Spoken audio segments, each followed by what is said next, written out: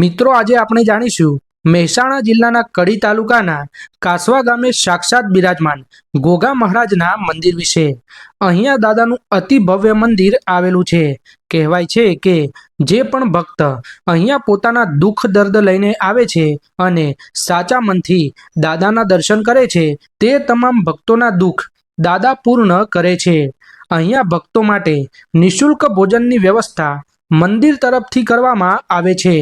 અહીંયા બિરાજમાન ગોગા મહારાજના ઇતિહાસ વિશે ટૂંકમાં વાત કરીએ તો કાશીથી સંતોની જમાત ગુજરાતમાં આવી હતી અને જંગલમાં રોકાઈ હતી। તેમાંથી એક મહાન સંત ત્યાં રોકાયા હતા અને બીજા સંતો યાત્રા માટે નીકળી પડ્યા હતા અને આ મહાન સંતની સેવા રબારી સમાજના વડવાઓ કરતા હતા।